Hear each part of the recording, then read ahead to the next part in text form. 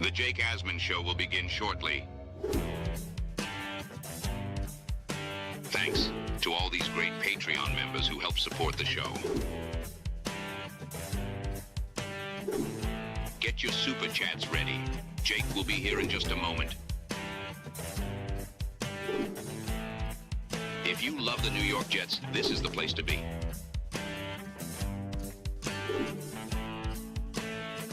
And now, the Jake Asman Show. We have an old-fashioned source-off. Mike Francesa's source versus Connor Hughes' source over who's actually in charge of the New York Jets. We'll get into that and a lot more. It's the Jake Asman Show. Let's hit it and get it started. Wish you could have been a Jet, Fernando. Let's see what happens. What's your message to the Jet fans in New York? Jets, Jets. A new chapter for the Jets has started. Aaron Glenn and Darren Mougey are tasked with shaping the future of this franchise. Will they be the ones to finally get it right? We will be here for every step of the journey on the Jake Asman Show, breaking down all the storylines, every game, and everything in between. Please subscribe and hit the like button below. Super chats, baby. Cut the line. The Jake Asman Show starts right now. Here we go, Jet fans. Welcome in, everybody. Hit the like button and make sure, if you haven't done so, that you are subscribed to the channel. We are presented by FanDuel Sportsbook. Big thank you to everyone who tuned in to the 2 hours I did on ESPN New York earlier today. Certainly talked some Jets on that show, and now let's talk some Jets on this show. I do want to remind people that we're having a draft party, and if you're unaware, our draft party is in Pittsburgh this year. That's right next to where the NFL draft is going down. That is where we are going to be. So make sure, if you want to be a part of it, you RSVP and join us. It's a free party, just like going to the draft is free if you get your ticket through the NFL. On that note, we have some sourcing to kind of digest and really break down. Mike Francesa said what he said. If you missed it, I'll play it in a moment. But Connor Hughes has come out and said none of that is true. This is the tweet from Connor saying there has been zero change to the Jets' organizational power structure this offseason, according to sources. The team is operating exactly as they have been. Reports to the contrary are factually incorrect. So obviously, Connor's not just making this up. He's doing reporting on it. His sources are telling him that Aaron Glenn and Darren Mougey, nothing's changed in that dynamic. Mike Francesa said that it's now Mougey in charge. It's no longer Glenn, that there's been a shift in the power structure. Francesa said that Glenn is not on equal footing with Mougey, that Woody Johnson gave Mougey the power. So this really comes down to, who do you believe? Obviously, the Jets would deny this story if it were true, and I don't think Connor's making this up from his sources.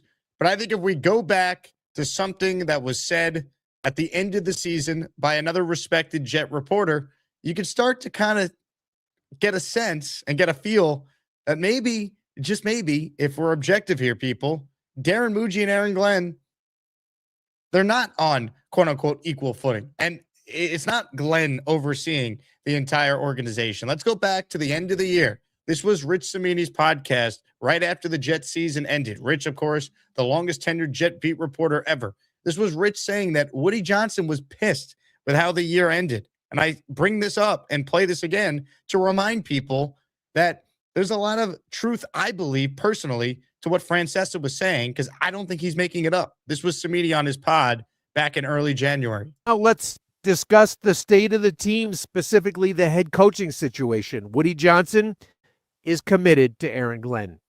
Now, call him crazy, but that's the situation. I can tell you this, Johnson was not happy by the finish to the season, despite the circumstances. Yeah, rookie quarterback, some injuries, evaluations, some quote-unquote tanking. He was not happy to see his team get blown out 5 times in a row in historic fashion. As you know, first team in NFL history to lose 5 straight by 23 or more points. That's incredible. Not even Kotek did that, not even Gase. And so Woody, from what I understand, didn't even go to the last 3 games, which is unlike him. So just because, he didn't fire Glenn does not mean he's not unhappy. Does not mean he's happy, rather. He was pissed. So I bring that up because then if you go back to the end of the season press conference, if you just looked at the body language, and we talked about this on the show, so this is not just saying this. Go back and watch for yourself. It felt like there were some changes happening there. I mean, Glenn was coming off a disastrous season, but he did a lot less speaking than he normally does in that setting. It was Mougey stepping up and saying, we expect to be respectable right away. It was Mougey answering a lot more of the questions. And if you remember, several beat reporters said that day that the vibes were different from Aaron Glenn. He was way more subdued. You didn't get the confrontational Aaron Glenn.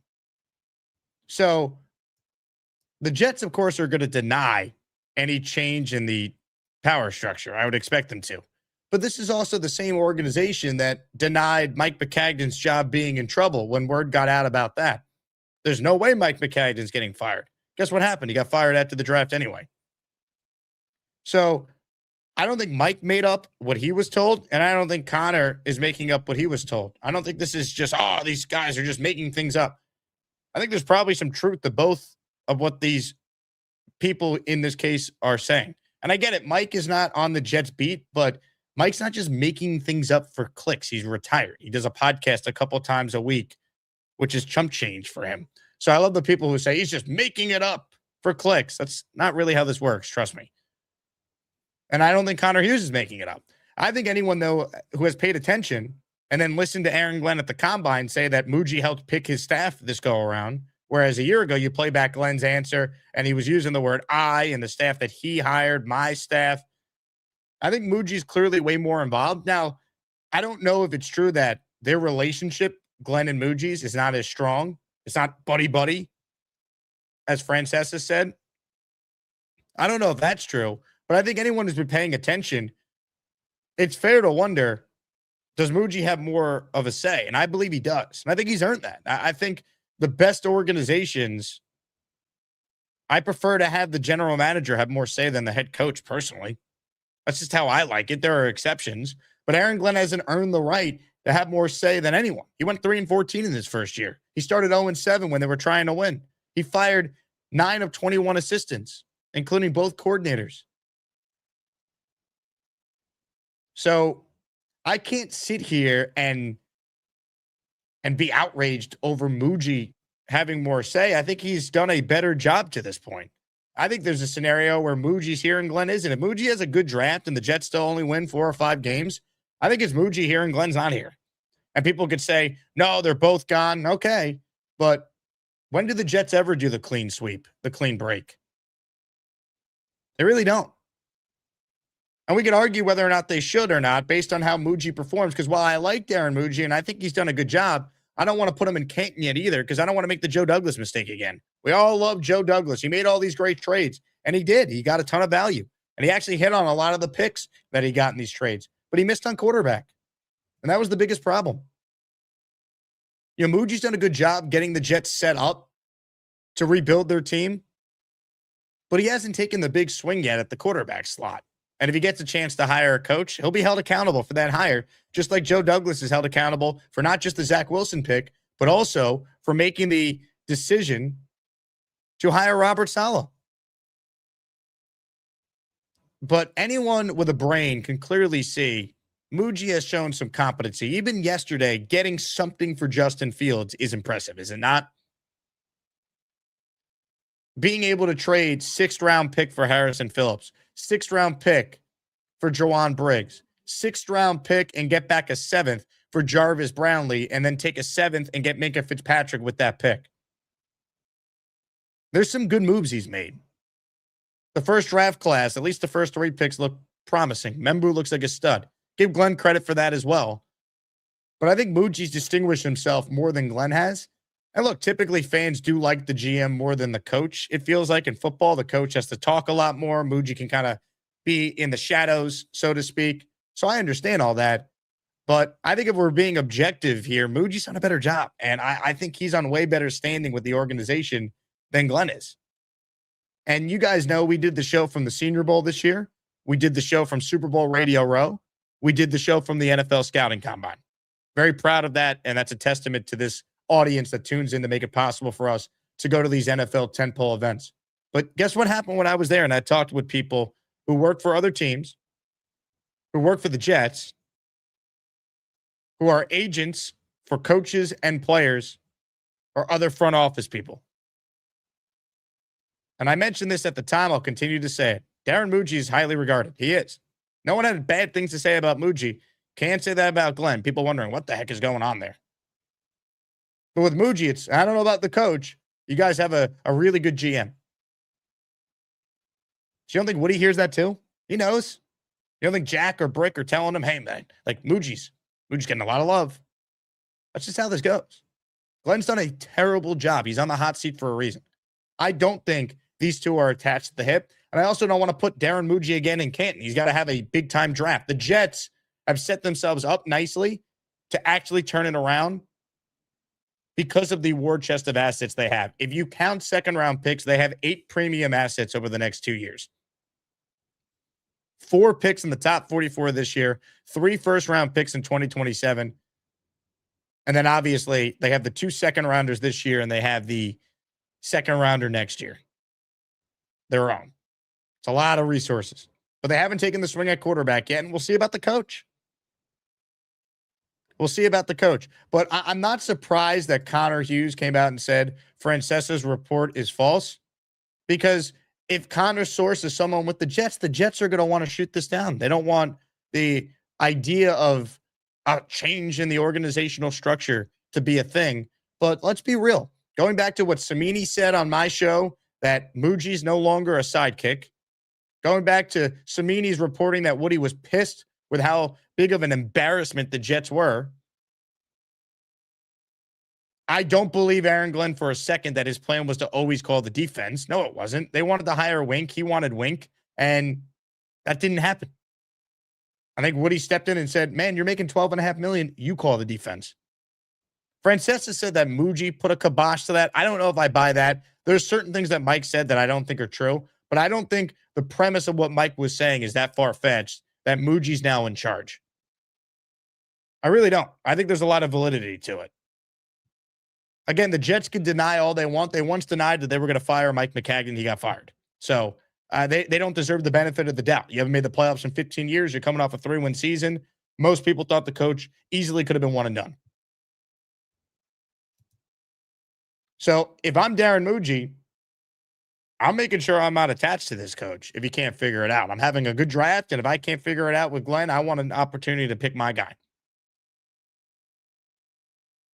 But I am not surprised that, this is being disputed. And I'm sure there's certain aspects of what Mike said that weren't true, but it doesn't mean, it wasn't true. I don't think Mike's just pulling this out of thin air. I really don't.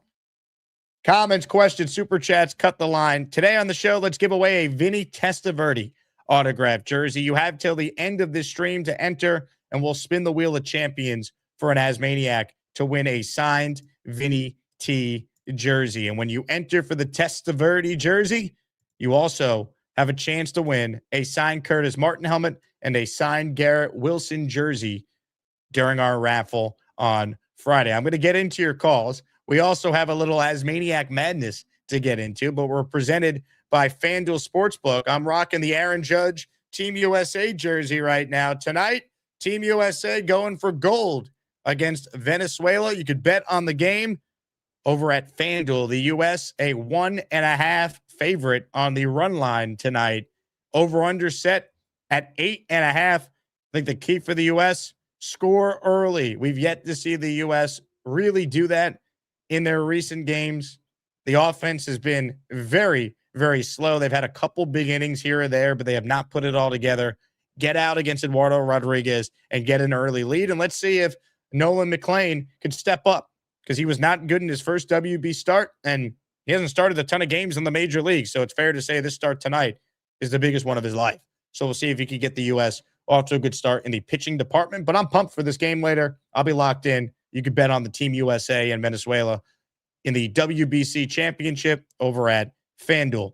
On that note, comments, questions, super chats, they cut the line. Couple of gifted memberships came through. Rob Bronze is in the raffle for one. Let's go, Rob. Nunchy, wiki. James LaPena hit the join button and became a channel member. He's in the raffle for one. Bang!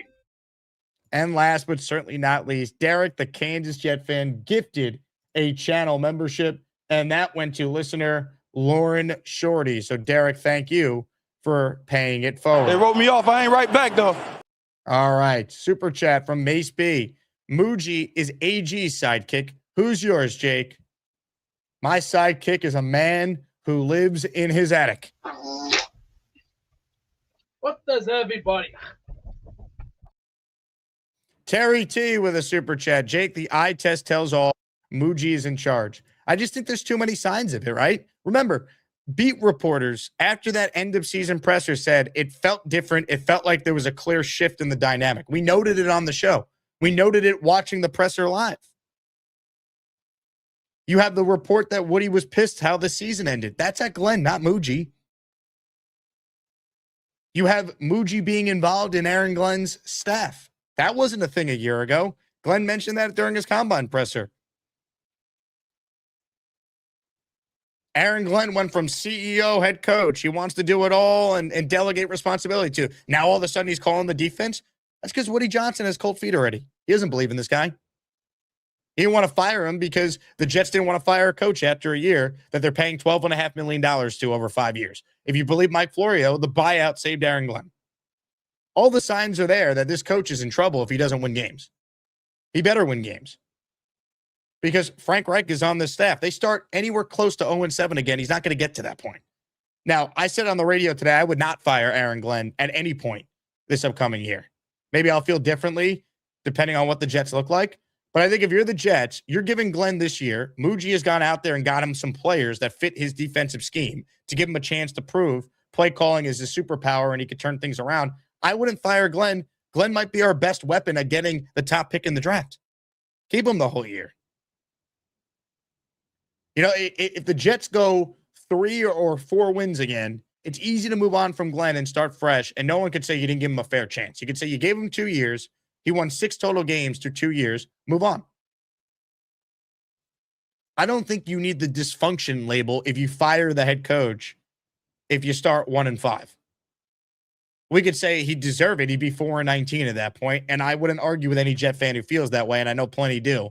But they didn't fire Gase in his second year. You know?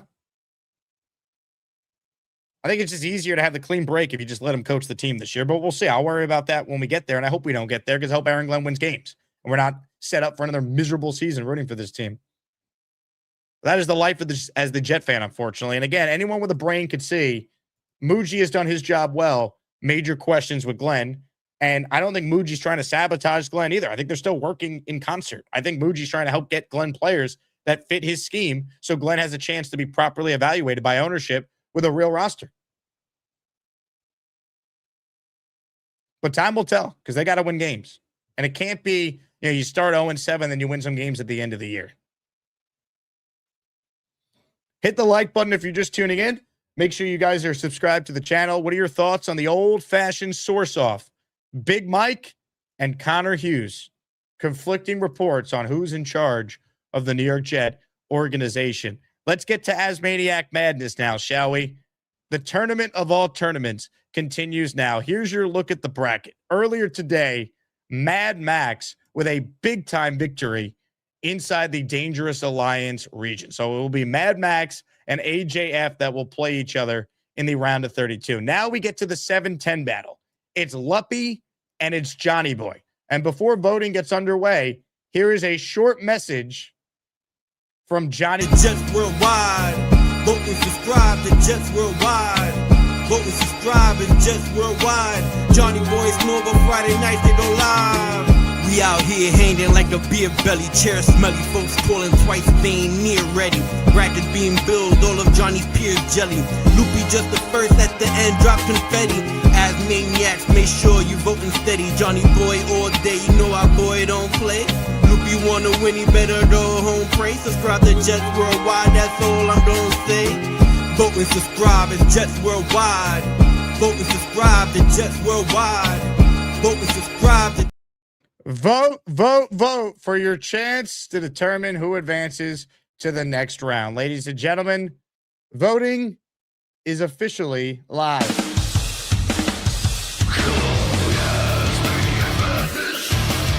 Who's gonna be the best of the bunch? You get to pick the ones that make the show rock.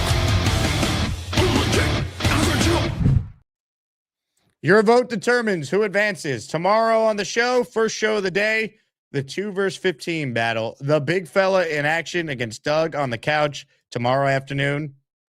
We will get to the next region, which will mean that Gary will be in action in the extraordinary region. Gary and Jay Greaves set to do battle. All right, we'll get to your calls coming up. I want to get caught up on some of the super chats here. Johnny Boy says, happy birthday, Luppy. I don't even think it's actually Luppy's birthday, so that is a troll attempt there. Nick Scheinwright saying Glenn versus Gorman in a superhero battle for the number 1 overall pick. Play call is my superpower, really. Speaking of the number 1 overall pick, I did want to hit on this. So Jalen Waddle got traded today, and I saw a lot of people saying, oh, the Dolphins, they're marching for Arch. They might be. But they also gave Malik Willis a lot of money. So if he's any good, they're not going to be picking at the top of the draft. They're just not. Now, the return that the Dolphins got for Waddle was outstanding.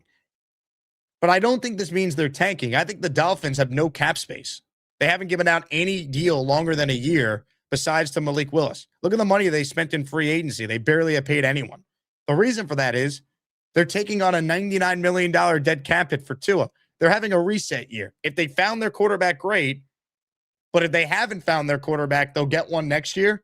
But if Malik Willis is any good, they're not going to be marching for Arch. If he's not, they'll be in the mix. But that's where my message to Jet fans is this. There's more than one quarterback available next year. It's not Arch Manning or nothing. I know we're, reacting to this year where it's Mendoza or nothing, it feels like. That will not be the case next year. This is a rarity where you only have one quarterback. It's rare. When was the last time that happened? The Pickett draft?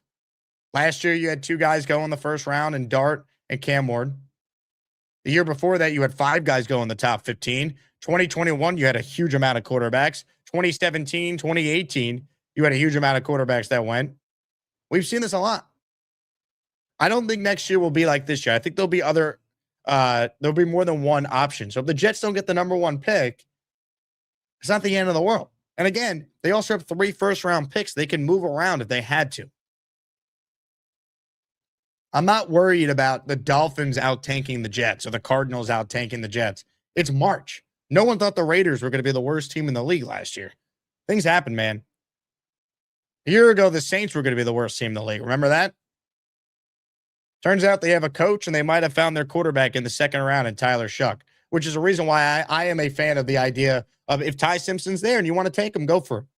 Because it doesn't set you back from taking a quarterback in round 1 of 2027. I would not take Ty at 16, though, as I've said a lot on this show, and I said it again today on my radio show that I did. But, look, the Dolphins got a lot of value for Waddle. And now you wonder, are they in play to take a receiver at number 11? I think they are.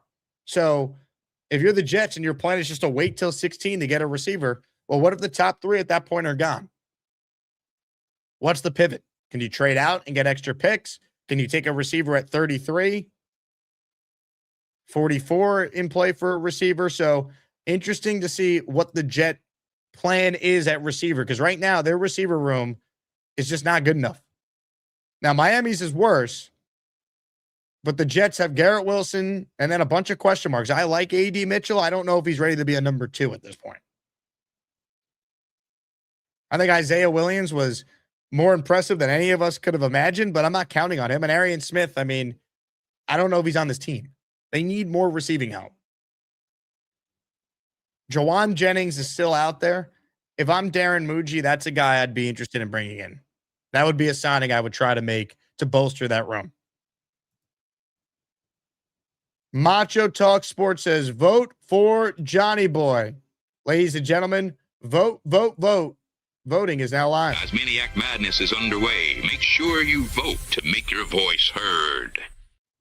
Comments, questions, super chats, cut the line. Let's get to your calls. First up today on the Gusbuster Umbrella Hotline is a man who is in action right now. Ladies and gentlemen, the number 7 seed, the Lump Man. My name is Lumpy, not Lumpy. I'm not De Niro. Just call me Lumpy. I had a mullet the last time the Jets were winners. Don't call me Lumpy, 'cause I'm friggin' Lumpy. Happy St. Patrick's Day, everybody. How you doing? I would never drop my Bud Light. Would never happen. That would never happen. I'm going to drop it down the hatch. That's the only thing that would ever happen. First of all, happy St. Patrick's Day. Happy St. Patrick's Day to you, Jake. Thank you, Lumpy. All right, no problem. I also want to say happy anniversary to Leanie. Leanie's anniversary. People should know that. Leanie's the queenie, so she needs to know that. A little thing out of Gary. I got this as a right here, present. honey. Right here. Thank you, honey. I appreciate you. There you go. Mrs. Luppy giving me a Hi, gift. Jake. Hi, guys. How are you? That's Mrs. Luppy. Got him. Mrs. Got me. Lumpy. She got me all day. Is she voting for you? Can I take that? Love you. Can I take that? Are you good? I needed to ring you back. Okay. Thank you. Okay. Okay. Is today actually your birthday, Lumpy? Today is actually my birthday. You know, last year my daughter called you, remember? And you That's did right. that video for her, and that was awesome. So The problem is, Lumpy, or Johnny Boy is a troll. So when he said it was your birthday, I thought he was just messing with us. Happy birthday. I didn't realize it was actually your birthday. He was actually legit all day. I mean, you know, Johnny Boy's a great caller. I love him. I mean, we do. There's no bad blood. Everything's great, you know. Like I said, you put me up against another guy. This is my party shirt. Of course, I'm partying. It's my birthday, St. Patrick's Day. It's a lot of fun.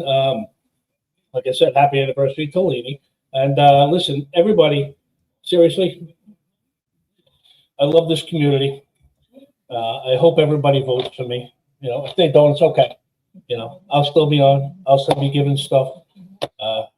You know, stuff like this right now. All right, you get that, Jake? Because I want you to wear that helmet. Did you get that? Whoa, a 20 spot. There it is. Put the helmet on. I want to see the helmet on Jake. Oh my goodness.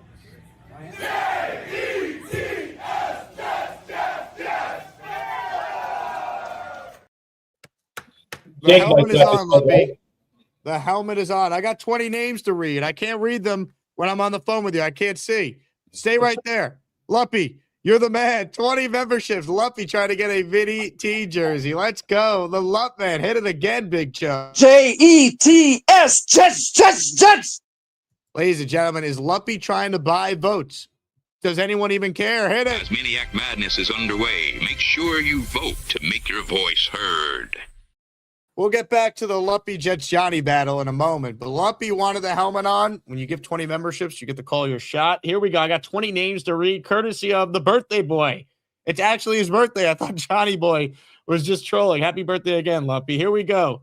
Alejandro 448, Juan Suarez, Aus 2492, Easton Trini, Illuminati 19, S Freeze, Israeli Forever, Ralph D'Antonio, Tiffany Gregory, Donna 71, Beehive, Ben C, Paul Nealis, Guy Vasquez, Superman Scabra, Billy Eiley, Bad Shaw Manger, Flex Plexico, The Black God, that's a government name, all receiving a channel membership from the Lump Man. That's 20 entries from Lumpy. Whoa.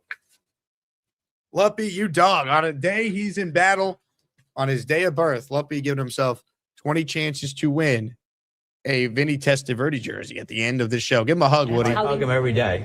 I hug him every day. Happy birthday, Lumpy. Good luck in Asmaniac Madness. Thank you, Jake. I'll talk to you later. Asmaniac Madness is underway. Make sure you vote to make your voice heard. Gotta vote, people. Vote, vote, vote. Early on right now, it's 53 to 47. Lumpy over Johnny Boy. Let's get into more of your calls right now. I appreciate everyone who's tuned in.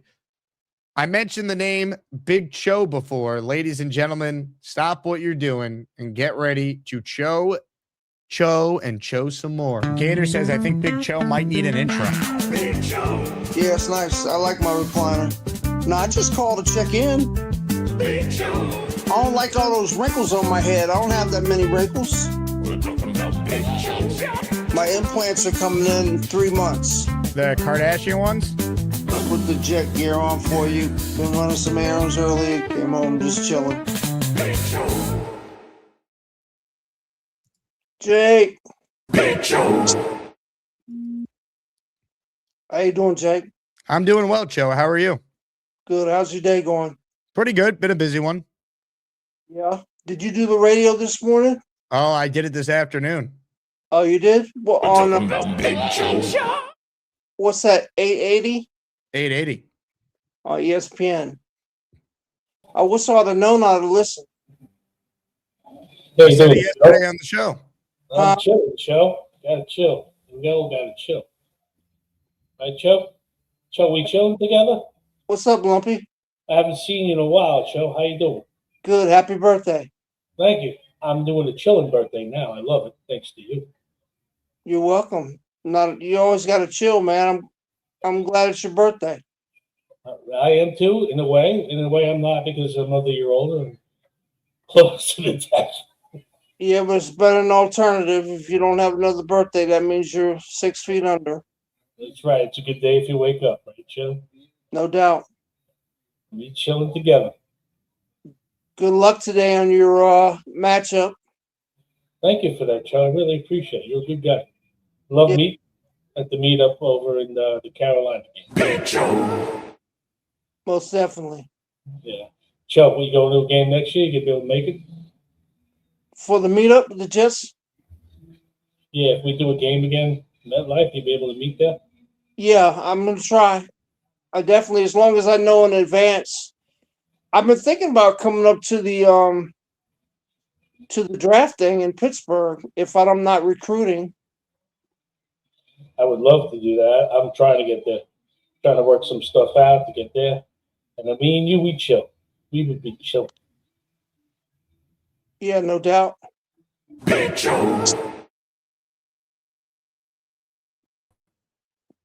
What else is new, Big Joe? Nothing much. Just I was gonna ask you, is there updates as far as that draft get together you're having in Pittsburgh? Because I was thinking about going to that if I'm not recruiting. The update is it's still the same day and same time all day. So is it the meetup on Thursday? The meetup is the day of the draft, Thursday, April 23rd. The first day. Okay. And you're going to be there from what time? I'll be there starting at noon until whenever the draft starts. Then I'll probably head over to the draft, come back after the Jets make their picks, and then go live from McFadden's, hanging out with all the Jet fans, basking in the glory of what we hope is a Mougey masterclass. Okay. Yeah, if I'm not on the road, I was thinking about coming up there with you guys. Big Joe, if you're there in person, we got to have you on the show. I'll let you know. I just gotta be able to get logistic wise it figured out. I got to get a ticket and somewhere to stay, an Airbnb or somewhere like. Do you want Nick Shine to pick you up from the airport? Negative. Why not? No, I'm not going through all that again. When you say you're not going through all that again, was it that torturous the first go around? No, I just think that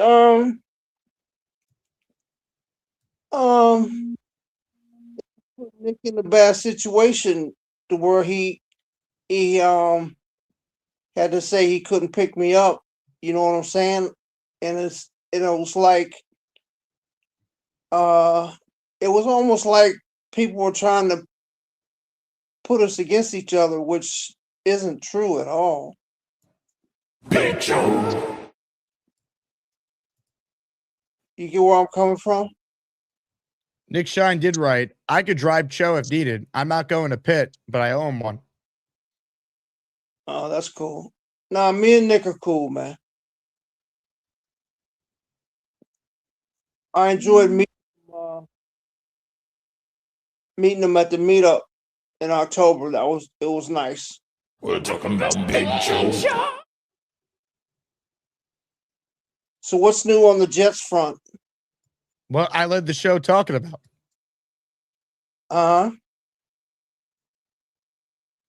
What'd you say, Jake?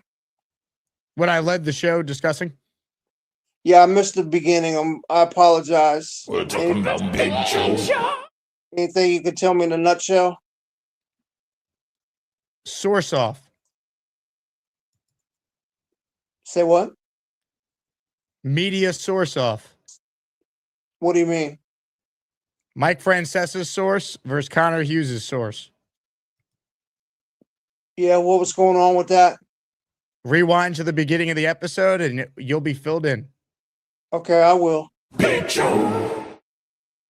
I'll definitely go back to the beginning. Big Joe!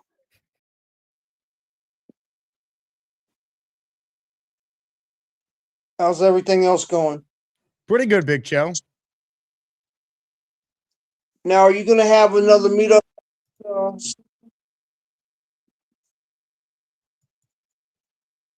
What was that?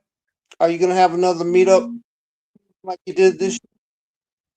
Big Joe, you got to put your phone on Do Not Disturb. I can't hear you. You hear me now? Can you hear me? Yeah, I can hear you. Good job. Can you hear me? Hey, Big Joe, I'm having some tech issues here. Let me hand you over to my tech. Okay. Mr. Cho, can we hear you? Yes, I can hear you, Beast. Okay, you're okay. You're good. You're clear. Can you Jake, hear me? he's clear. He's clear. Good job. So how you doing, Big Cho? I'm doing well. How's your back feeling? It's still a little tight because of that cold weather. I got you. That cold. I'll tell you what that cold weather like to do to you. It'll kick you in the ass around it too. I hope you feel better. Well, we're trying at least, but you know what does help? This does help a little bit. This little stuff right here. What's hot? This is handy. You put this on your back and you'll feel like a new man. I got you. Yeah. Jets, Jets. Excellent stuff from Big Joe there. Beast, well done. Way to fix the problem. A couple super chats, then right back to your calls. Ace of Spades says, Nick F said Woody respects Mooj recently. Remember. Who's Nick F? N-I-C-F.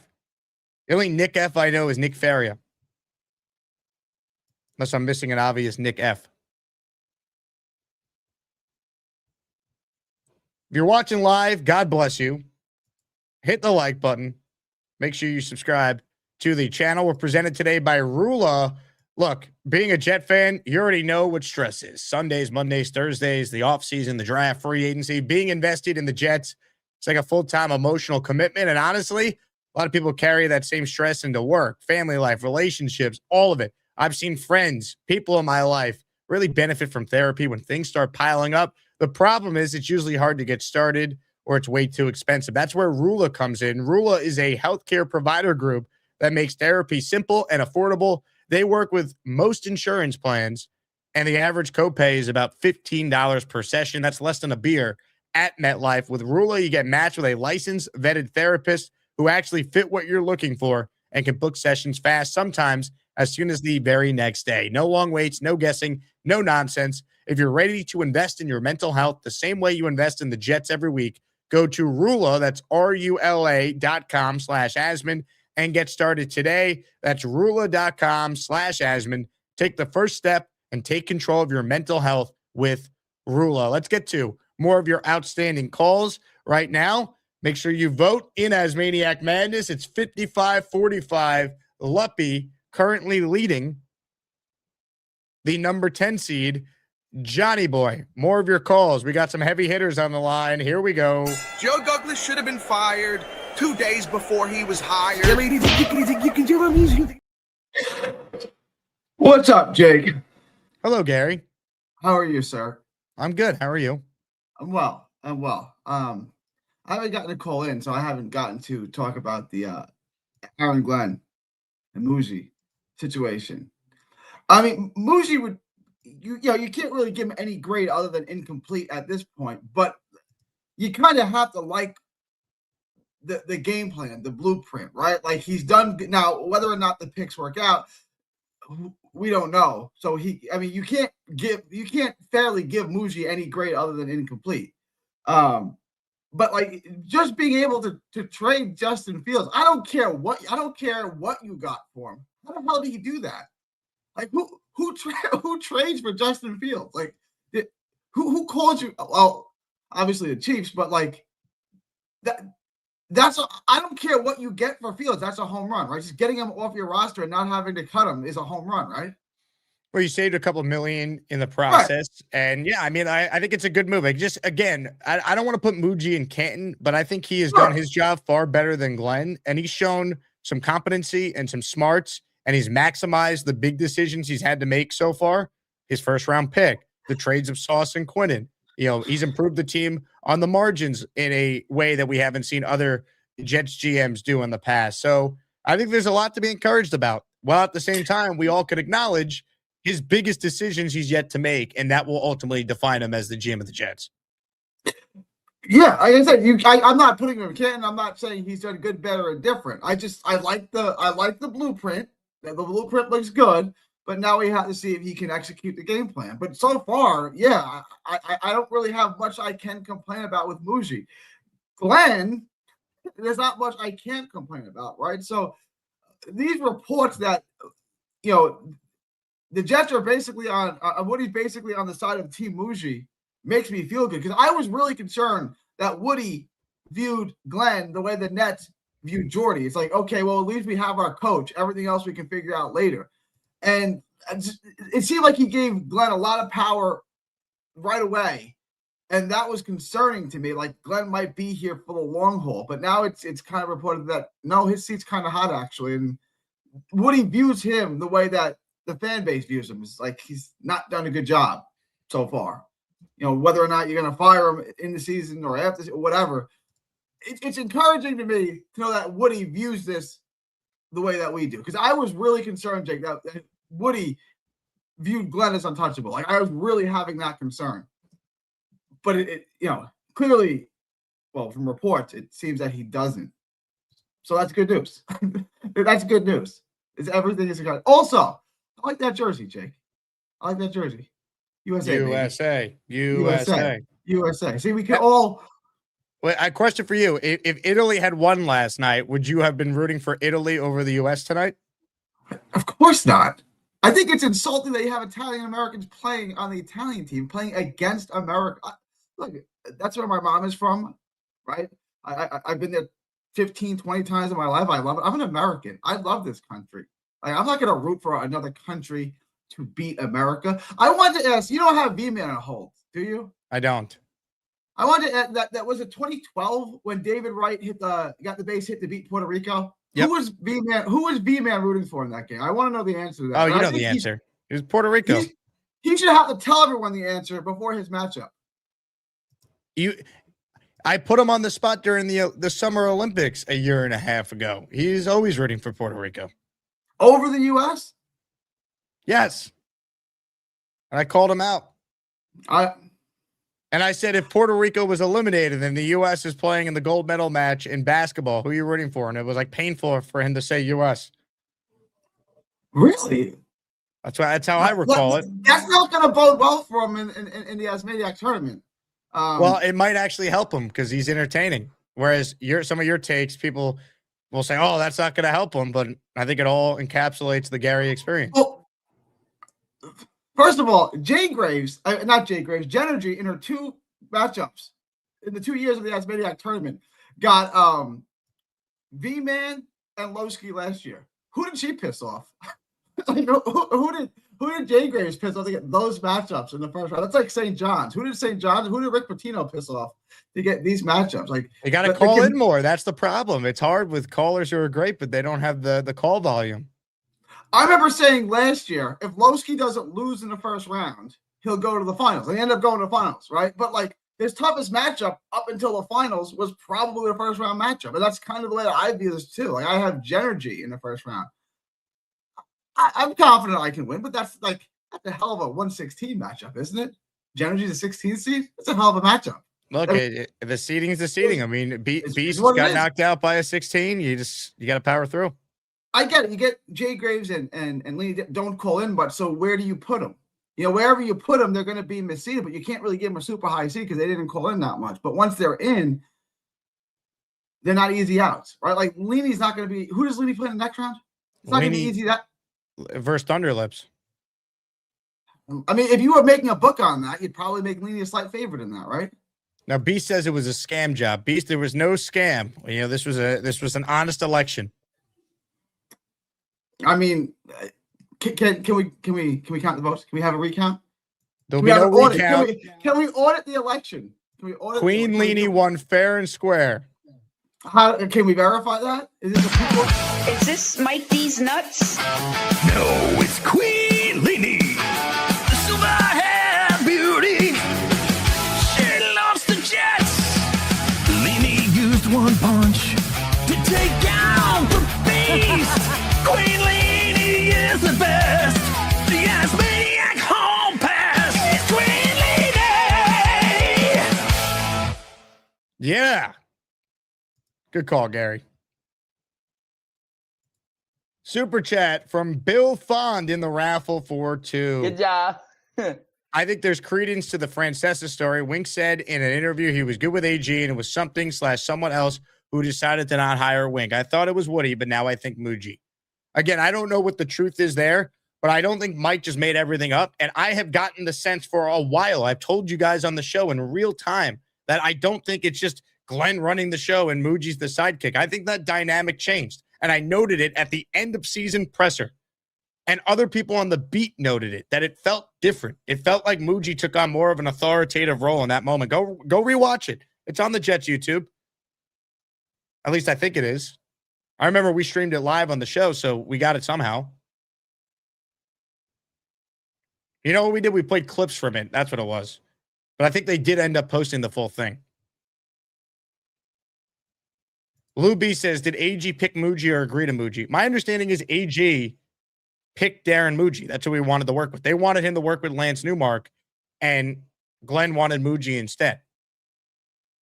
But that doesn't mean that because Glenn got Mougey here, Mougey can't be here without Glenn. Joe Douglas got hired because of Adam Gase.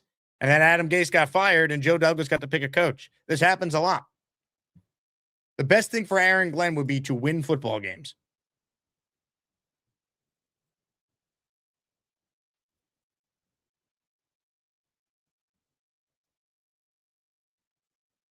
Hit the like button, comments, questions, super chats, cut the line. Mr. Bonesy was going to be next, but he stepped aside. So we go in order. And the number 1 overall seed in the tournament is on the line.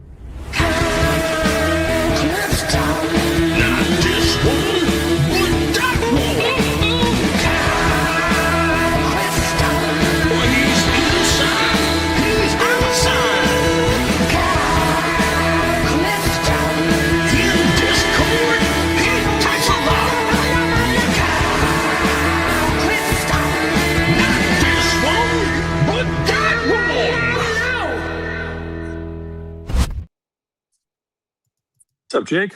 Hello, Kyle.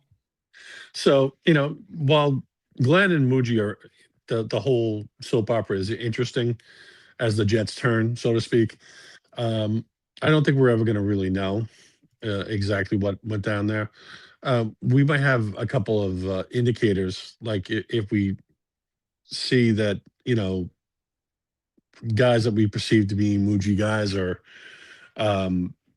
as opposed to Glenn guys are coming off in the draft, or like, you're showing a little bit of fiscal restraint where, Glenn might, overstep to try and keep his job. That's really the only ways that you would kind of think, Mougey was winning the power struggle or Glenn was winning the power struggle. It doesn't really matter. Like you said, they've got to win games. But today's events, meaning the Waddle trade, made me think about how that kind of set the benchmark for like a BTJ trade or another vet receiver. I think it was about 706 in value on the draft chart that they got for Waddle. If so, I think 44, which a lot of people were thinking that they were going to be able to expend for BTJ, is out of the question. Would you agree with that? Well, if that's what they want for BTJ, that's out of the question. Yeah, I wouldn't trade anywhere close to that. No, I'm saying that Jacksonville wouldn't take that. You think Jacksonville would want more?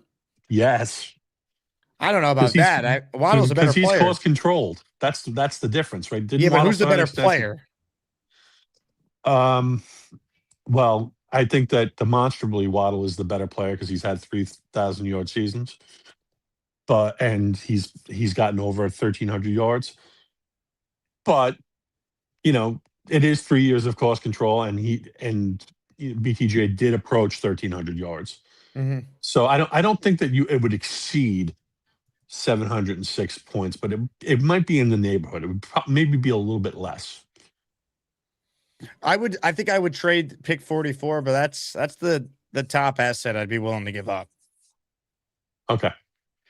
Yeah. So, because the problem is now it's increasingly looking like those three receivers might be off the board. Correct. This is where you got to trust your scouting staff. Can you get a quality player at 33? Like T. Higgins was the 33rd pick. Plenty of guys fall to 33 at that position. Is that their plan? I don't love banking on a rookie to have that kind of a role, but I mean, that might be their plan unless they sign a veteran or make another trade for a receiver we're not thinking of. Right. So you would not entertain 16 for their second and BTJ. I don't think I would trade 16 to get BTJ part of the deal. I don't think I would do it. That would definitely be attractive to them, I would think. Look what you're giving them. You're giving them the 16th pick in the draft. Yeah, but to get 58 back, I mean, the team with this many holes, like you're not losing any draft, and you're filling a hole yourself with a guy at what I think is a premium position when you talk about the X receiver. Weren't you saying though, Kyle, that this draft is not that deep after pick 16? Yeah, that's true. So it's absolutely true. The first 18 the value's or so. Good. Yeah, like I don't think it's good value there. I don't even know if I would necessarily trade 44. I'm open to it, but that's probably the most I'd be willing to give. I like Brian Thomas Jr., but you very rarely see a guy who was as good as he was after a year be moved before his third year. Like what happened last year? Oh, he had dropped, so he wasn't a scheme fit. Or is there more to it, right? Like Liam Cohen's a hell of a coach. He can't find any role for a guy who had 1,300 yards as a rookie. That concerns me. All right. I mean, these are valid concerns, but I mean, this is why we have a Jets talk show, right? Like to kind of air. We flush it all out. Hey, what are your thoughts on the source off though? You enjoying it? Yeah. It's not my favorite part of the off season. Let me say that. Who'd you vote for? I haven't voted yet. Wow.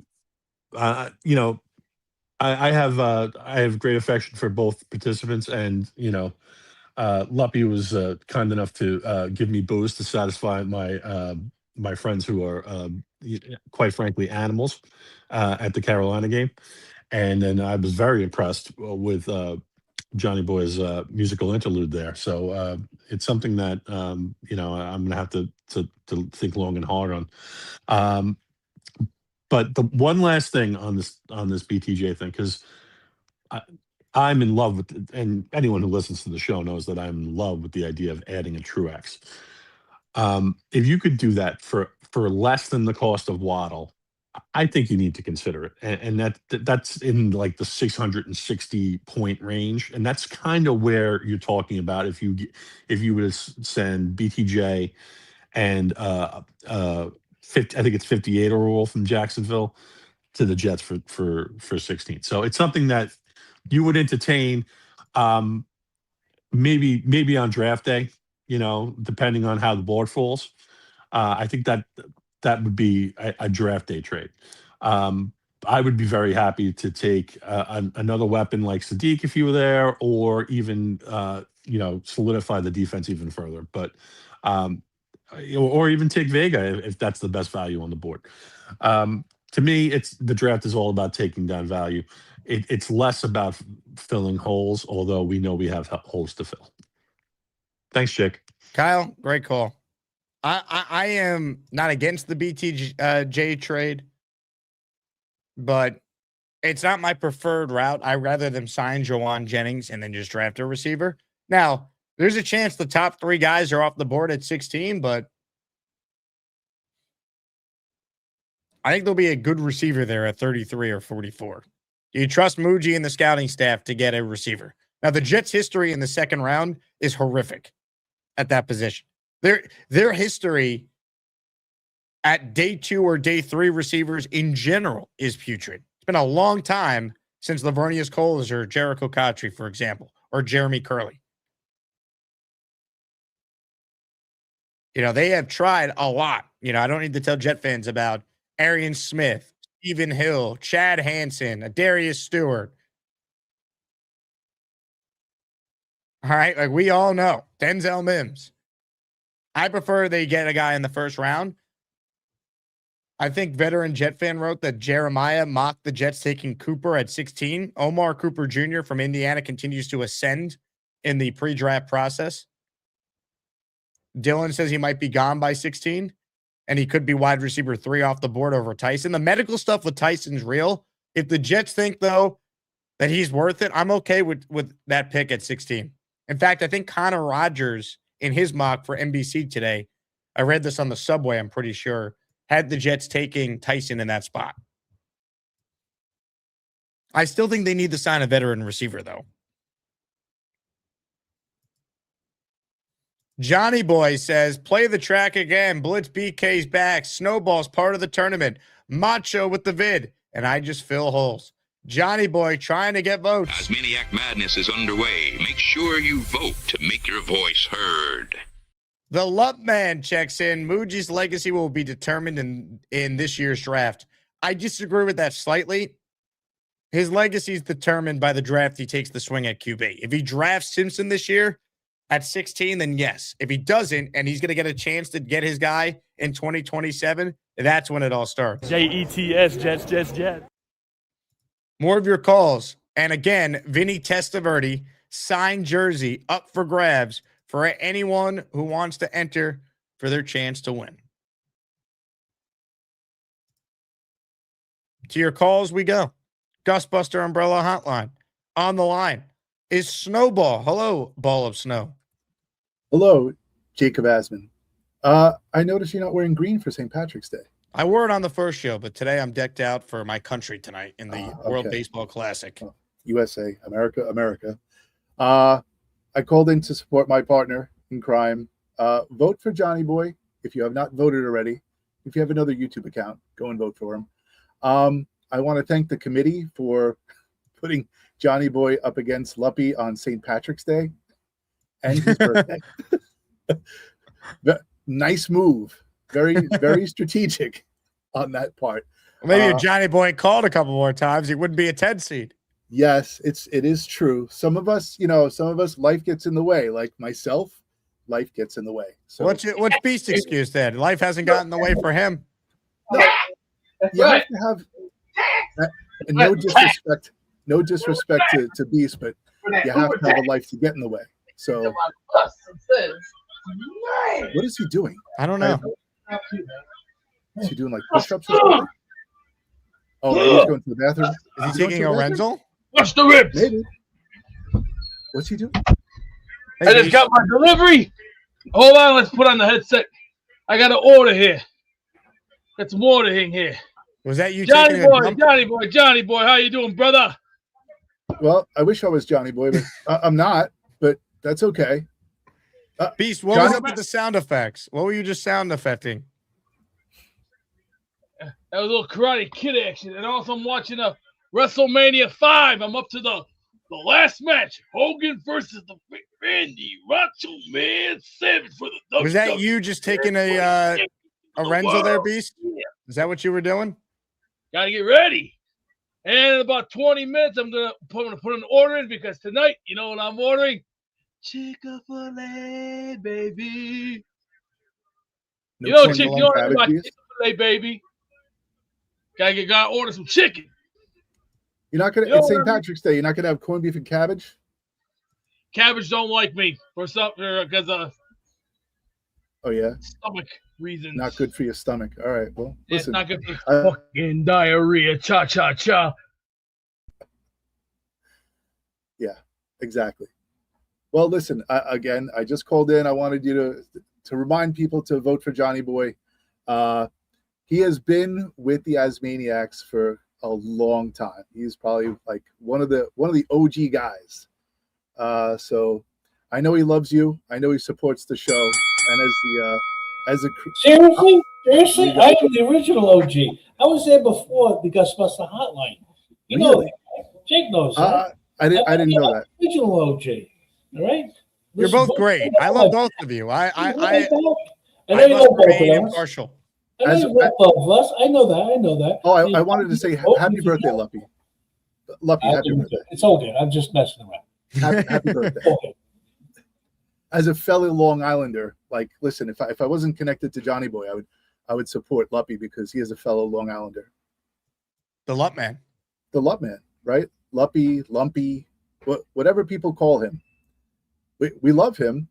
I just happen to love Johnny Boy more because I'm connected to him. So I would hope that people would cast their votes for him. And I know that there are some people out there who told me that they would come and support Johnny Boy. So I'm hoping that they will call in and support him as well. We campaigned. We tried to get some big hitters in here to support him. So hopefully they come through. What's the plan for the rest of the evening, Jake Asman?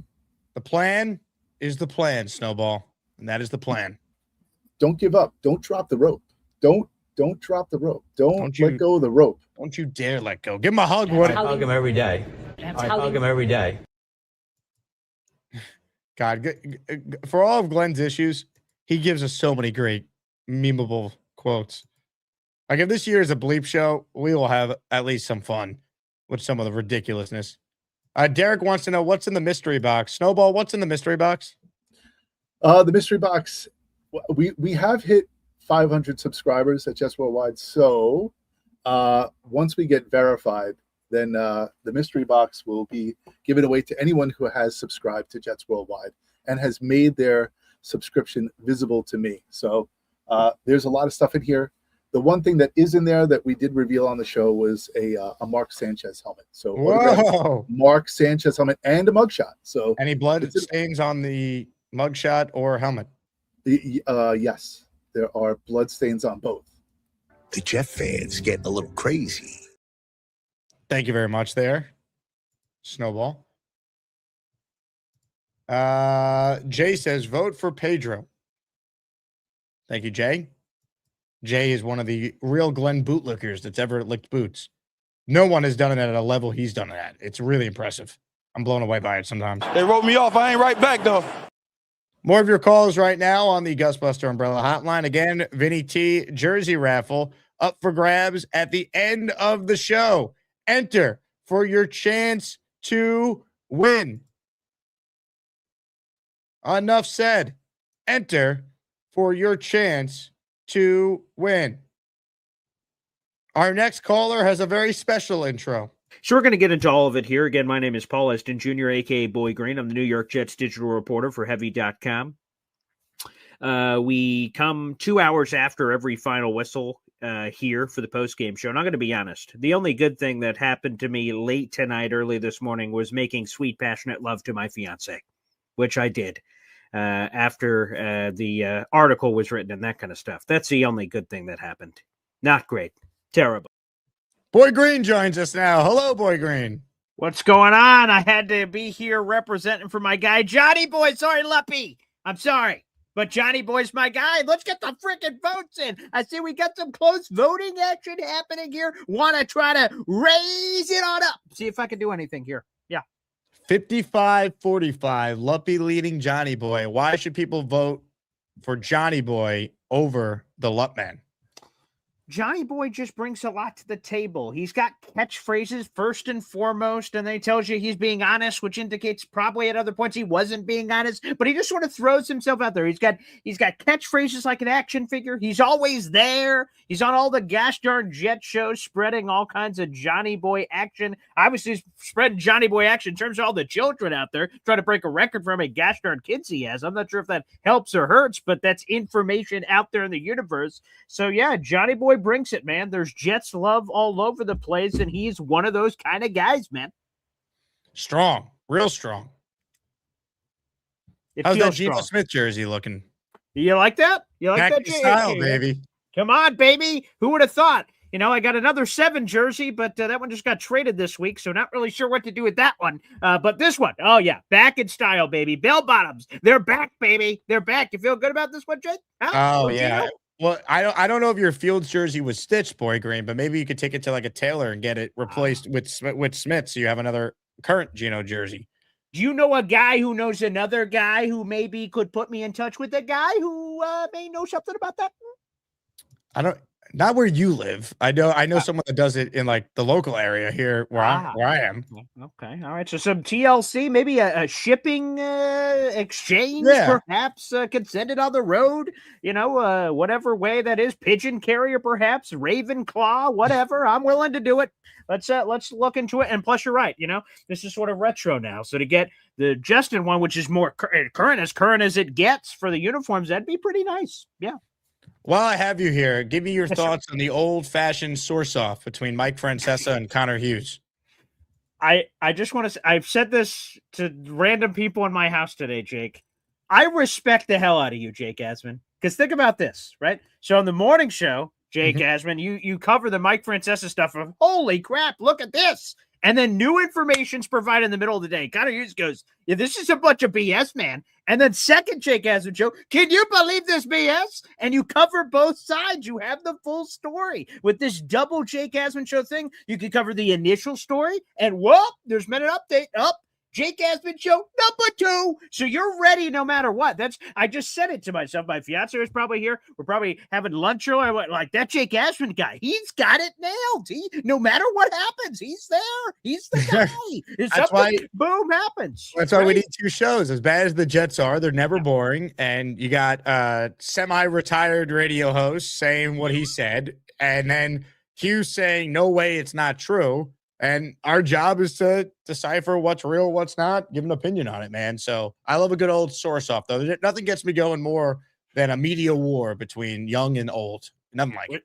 Which again, the Jake Asman show covers no matter what, good or bad. Like what's that bald guy? Who's the bald radio guy? What the hell's his name? Oh my god. There was another movie. Bald radio guy. Have you seen the radio industry? That's a good point. God. Oh my God, he hates the Jets. Who the hell is this guy? I don't want to be calling anyone else fat because I'm kind of chubby over here too. So, but which station does he work for? That's another. I have no WFAN maybe. Brandon Tierney's. Well, he's not there anymore. No, he's like a producer. He's like not a host. He's not a host. Sean Marash? That's it. That's it. Yeah, he had the whole Mougey. At the Senior Bowl, and they were like, well, he wasn't at the Senior Bowl. Yeah, but the other thing, and then there was that crap. So, it's happened multiple times this offseason, man, whoever that guy was. So, yes, Sean Marash. Yeah, that fucking guy. Oh, boy, hate that guy. But, he was giving all kinds of Jet stuff out there in the universe. So, you know what? No matter what, you got to cover it. You got to cover it, man. Double 33 says you sound like Adam Sandler. I have never once heard you and thought that's Adam Sandler. Wow. Appreciate that. A big Adam Sandler guy. He does the I wish I could do an Adam Sandler impression. I hear it every once in a while when they do the and then I hear a little bit of that and I can hear it. I think of Shaggy from Scooby-Doo. Zoinks. Oh, yeah, sure. You know, at the Jets documentary a couple years ago when they were just saying, hey, what'd you think of this? What would your reaction be? I'm like, zoinks, or whoa, zooey mama, you know, whatever the case. So sometimes those things happen. Yeah. Black Gypsy says, imagine Boy Green on weed. I was on weed back in high school. I tried a little hashish, and so I did do that once. I did dabble. That is true. But no cameras, right? That was pre-podcast era, pre any of that era. So yeah, I guess that footage will never be seen. Final question: do you still think Geno Smith is going to lead the Jets to the playoffs this year? Do I believe that Geno Smith is going to lead the Jets to the playoffs? If I had the video ready to play on here, I would. I believe. Okay, Stranger Things. I believe. Look at this guy, 2022 to 2024. Look at the stats, Jake. Look at the stats. Top 10 quarterback play. Last year, freaking sucked. Okay, the Raiders sucked. But Geno was bad too. He took a lot of sacks, threw some interceptions. Those things happened. I cannot deny those things. Those things were factual. It did occur. But, look at the production for Geno Smith, okay? Look at the touchdown passes. Look at the passing yards for Geno Smith. You compare that to Jets history, man. Geno Smith could possibly be the best Jets quarterback we've ever seen. He may have that kind of season. Look at the completion percentage. He could break Chad Pennington's single season record. That could happen. He could throw for 4,000 yards. We've only had one 4,000-yard pass in our history, Jake Asman. 1967, Joe Namath did it. He was the first guy to ever do it. So Geno Smith could pass that barometer here. Now, touchdown passes, well, that's a little high. Ryan Fitzpatrick, 2015, 31 touchdown passes. That was a little aggressive. That was a little up there. I'm not quite sure if Geno could do that, but the completion percentage, the passing yards, Garrett Wilson getting some opportunities. Oh, yes. Oh, yeah, baby. Yeah. 32 teams, 16 on each side, 7 make it. That math, 42 and some odd percent, perhaps somewhere in that range. The Jets could totally do it. Yes, they can, Jake. Yeah. Boy Green, thanks for the drop by. I enjoyed this. All right. Beautiful Johnny boy. Johnny boy.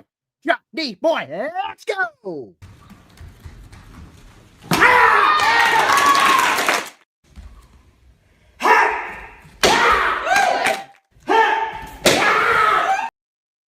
Boy Green's got that Mad Max in him. I love it. AZ Jets with a super chat. I thought our dead money was bad. Finn's over 175 million. That's why they did the Waddle deal. So they could get a bunch of picks that cost no money in player salary in return for Waddle. They spent big on their quarterback. They think Willis could be their guy. If he's not, they'll take a quarterback in 2027 if they're marching for Arch like the Jets are in position to do if Glenn sucks and doesn't figure it out. If they have their guy, they won't be as bad as people think. That's what it comes down to. But this is year one of their regime. They're doing a clean reset. Look at their free agent spending. They haven't spent any money in free agency. They re-signed one of their own and have not spent a dime elsewhere. I mean, they've taken the Tua stuff on the chin, and then they'll reset and go from there. All right, more of your calls right now, ladies and gentlemen. At the end of the show, we are giving away a Vinny T jersey. So make sure you enter the Asmaniac raffle for your chance to win that. Right now, let's say hello to this guy. He's home, his bed is on the bed. That's what feels good. On the road, his belly's on the bed. In a dirty hotel room. He calls the show, his belly's on the bed. He's just more comfortable. He got a beard, loves the Jets, super jets. There's a big fella, sleeps alone. There's no room on his bed. There's a big fella. Hey man, what's up? Big fella. How are you, sir? Good, man. Good. That was crazy with Boy Green, bro. I feel like I did drugs there. Dude, imagine a conversation between him and Mad Max. Can That you would hear me? be, I don't know, man. That would be insane. Did you see what the Jets put out on their Instagram about being nominated for an award today? What award were they nominated for? It was a they're nominated by the Sports Business Journal for MetLife being the sports facility of the year. You know, MetLife Stadium? Yeah. Not the Jet practice facility, like the actual stadium? No, it says MetLife Stadium. Yeah. It's this type of ego stroking that's going to keep us playing in this bullshit. I'm telling you. I saw it. I was like, this is unbelievable. Yeah, the Jets put it out. Where is this? It's on their reel, I think. Or I don't know what you call these things. It's like, you follow the Jets, and then it's that story up on top, I guess. So it was an Instagram story of an award they won for Met. I got to see this to believe this. They're nominated for it. Yeah, they're nominated for it. Was this like an April Fool's joke? No, dude, I'm telling you. I was like, what the hell MetLife is this? Stadium nominated for Sports Business Journal's Best Sports Facility. Okay, I'll play along. Sports Business Award nominees revealed. Let's see who the other nominees here. Sports Facility of the Year: Crypto.com Arena, Lindner Family Tennis Center, MetLife Stadium, Petco Park, Progressive Field, and the Spectrum Center. Yeah. Yeah, I don't know if I could buy this as someone who's been to MetLife many a times. Yeah. I was like, what the hell? Have they ever been there? I was like, what are they doing? How much did Woody Johnson pay to be on this nomination list? That's what I'm saying. I saw it. I was like, I responded. I was like, that's bullshit. The players themselves in the report cards gave MetLife an F-. The players minus. Yeah, that's what I don't understand. I was like, how are they getting nominated for an award when the players say it's the worst stadium in the league? Yeah. This is crazy. I mean, Big Fella is a man of integrity. Not that I didn't believe him, but you make a claim like that, we want to verify it. And he's right. Sports Business Journal and MetLife somehow nominated for Sports Facility of the Year. If you had told me the Jets facility in Florham Park had been nominated, I would have been like, yeah, that makes sense. Because contrary to what people say, I think Woody Johnson does want to win. He has spent money. They just upgraded the locker rooms last year. Like, the facilities are top notch. The stadium is a joke. And I get it. Maybe it's better for the players than it is for the fans as far as the locker rooms and the other stuff we don't see. But that's not even all that great from what I've been told by people. So I don't understand how MetLife could be nominated with Crypto.com Arena, which is the new palace in LA where the Clippers play. That should win just based on the names I'm seeing here. And I've been to Petco in San Diego. That place is beautiful. It is the total opposite of MetLife Stadium. Yeah. I mean, it's the field is shit. I mean, I don't understand. I mean, I don't know. I thought the same thing. How much did Woody pay to get on this list? Because that's crazy. Waddle was traded to Denver, right? So I would think that some of their wide receivers may be available. Do you think that we could trade for someone? I know Mougey has ties over there. Do you think one of those wide receivers may be expendable now because of the addition of Jalen Waddle? Also, the Intuit Dome is the Clippers arena, so I don't know. What's the it's Crypto.com. That's where the Lakers play. They just don't call it Staples anymore. All right, I got my LA arenas confused. Anyway, I've been to Staples Center. It's better than MetLife for what it's worth. As far as your question, though, Big Fella, yeah, I mean, I think it is possible that one of their receivers is available. If I'm the Jets, I'm calling about Troy Franklin. He's 6'3", going into year 3, so you get another 2 years on his rookie deal. He's, to me, a good complement to what they need with Garrett. I would call about him. It's possible. I don't know what you have to give up, but Mougey's made smart trades before. Let's see. Yeah. And this guy Cooper, he was projected to us at 16.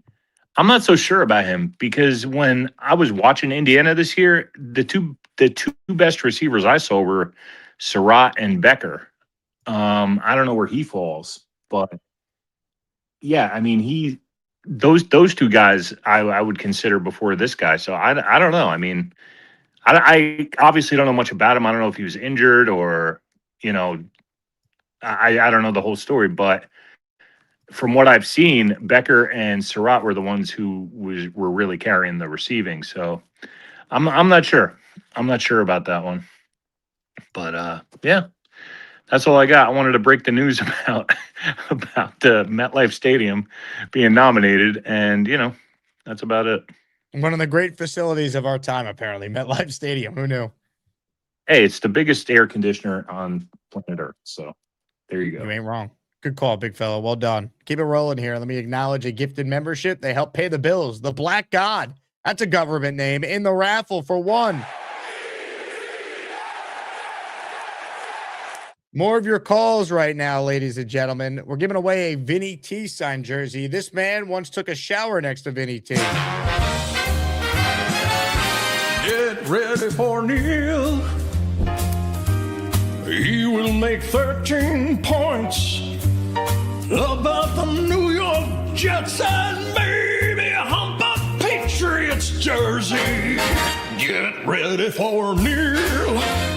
He's probably smoking a big fat cigar and burning his house to the ground. That's Neil.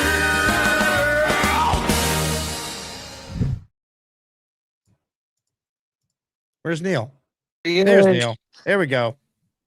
I'm watching Neil's dog over here. Arch. March for Arch. Where is he? March for Arch. Is March for Arch. Archibald. He's doing something bad now. He's cleaning himself up. I just had dinner. I got to get a little outside here, you know, a little inside outside, getting a little sun. Got the sun setting over here. It's a little chilly out in Long Island. You know, Luppy lives in Long Island, right, Jake? He does. Where do you know where in Long Island? What area? Luppy joins us now. Hey, how you doing, Neil? Happy birthday, buddy. I live in East Patchogue, right over there. Where? East Patchogue. Oh, East Patchogue. You're right by me, Lup. Yes, We gotta I go am. grab some lunch, buddy. Yeah, I can't be on 69th team, though. I got another few years. I'll to put go. you, Lup. Man, you're an OG, Lup. You're a lover of the Jets. Yes, I am. You're a hardcore, take it to the heart guy like me and some of the other guys, Peter, Rob. We're take it to heart, the Brigster. We take this team to heart. We wear it on our sleeves. What these guys don't realize is these are like our kids that we've had for 50 years. They can't grow up. They still suck. When is it going to happen, Lop? When? It's going to happen 2 years. 2 years, we're going to be good again. 2 years, we're going to be in the playoffs. 2 years is my... Easy, guys. What are you barking at? Jesus Christ. I got to watch dogs now. This is my life. I'd rather babysit my grandkids. I got to babysit dogs. But anyhow, Lop, you know, my man, I love you. And happy anniversary to Leanie, who her and I went head to head last year. She was very nice to me. So I've been to be very nice to Leanie and Amanda and all the 4%ers. You know, it's great. I love to see a female Jet fan. There's only one thing sexier than a female Jet fan. That's a female Jets fan smoking a cigar. That's the best one. Guys, take care. Take it easy. Ladies and gentlemen, Neil on the line, folks. Oh, yeah. These goddamn exploding cigars. I gotta go, Jake. I'll call back later. Shit. Neil, thank you. Oh, man. I'm trying to find the Vinny T. Neil video. I have that somewhere. Neil, you should enter this raffle, man. You are Vinny Testaverde. Not too many Jet fans could say they took a shower next to the guy. I mean, my God. Where is this? Do I can't find that, but I can find this one. Is Brock Purdy gonna run for his life on the opener? Yeah! Let's go! J-E-T-S, Jets, Jets, Jets! Let's go!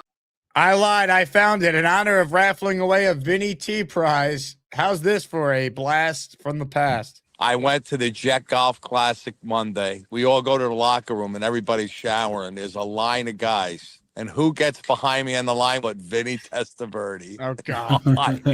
And I said, boy, Vinny, we could have used you last year. You know, Vinny, winning it in New York, is there anything like it? He goes, absolutely not. I go, are you looking for big things this year? He goes, yes. I go, how do you think Aaron's going to react coming off the Achilles? He did say that he's going to have some rust. He goes, look, it's going to be a little difficult in the beginning. They should rely heavily on the run the first couple of games. Neil being Neil, folks. Tom Ace Jake is the one title. Neil's story, soaping Vinny T's. Pretty close. It's actually listed as Neil meets Vinny T. Best of Jake Asman, number 5. The way our clips are organized here are disasters because it's the way StreamYard does it. Don't get me started. All right, couple calls left. Last chance to enter. I'm going to get the membership coming up.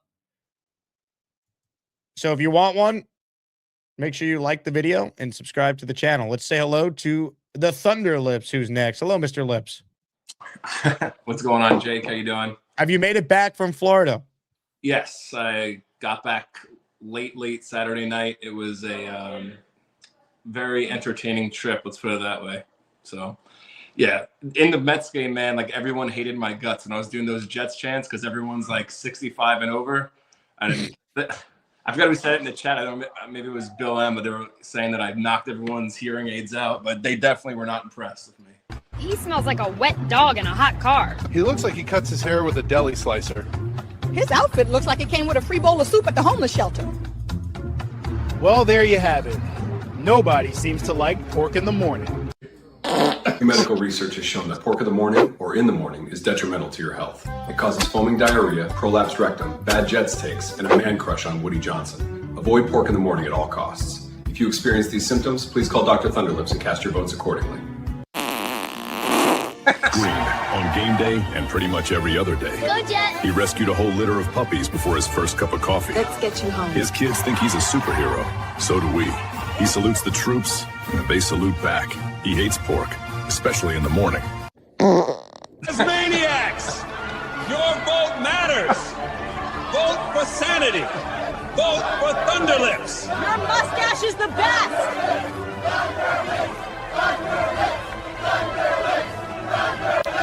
Well, Thunderlips, you survived and you advanced inside your region, but now you got to go up against the Queen, the first ever 16th seed, to beat a 1 seed. It will be Pork versus Leany in the round of 32. Have you thought about what your strategy will be against a fan favorite in Leany? I'm just going to be myself. She is a gem. She's super nice, and she's been here for a long time. And, I mean, what are you going to – I can't, like, be mean to her. I mean, I have my own style, and if I'm going to go out, I'm going to go out swinging. That's all I'm going to say. I'm excited for you, man. Your videos were amazing at the opening round. Well done. Well, those farts were real. For some reason, a couple years ago, I made a video. I watched something funny online where someone just like got fired as a security guard for like recording his own farts. So I spent like 3 days recording farts and putting it to music and stuff. So I just had it on my phone and thought it would be good ways to stitch the videos together. You know what I mean? You're insane. Leany says, I'm in trouble against Thunderlips. No, you're not, Leany. You're a silver-haired fox. You know it. Everyone loves you. It's all good. Anyway, I did want to say, you know, Luppy, I met him when we went to the Carolina meetup. Super chill dude. You know, I'm from Long Island. He is. So is Johnny Boy. I hung out with Johnny Boy for a little bit today, and I do want to say that I did vote for Johnny Boy just because I talked to him more. I see him more. He made me a cup of coffee. It was chef's kiss. It was Colombian or Venezuelan or something like that. It was no, it was not Venezuelan, but it was very good coffee. He's coaching his kids' soccer team right now because the head coach is deployed. So he's being a super dad, like, you know, all of us are. And I did just want to remind everyone that he called in when his baby was born. Yep. Called in when he got, you know, part of his stomach exploded, and he was on his, you know, death's door, and he still called in. And, you know, he's a good dude. The problem is with this is everybody is nice for the most part. Nobody's an asshole. You know, it's like there is spite voting going on, but for the most part, this community is filled with, you know, top-notch individuals. You know.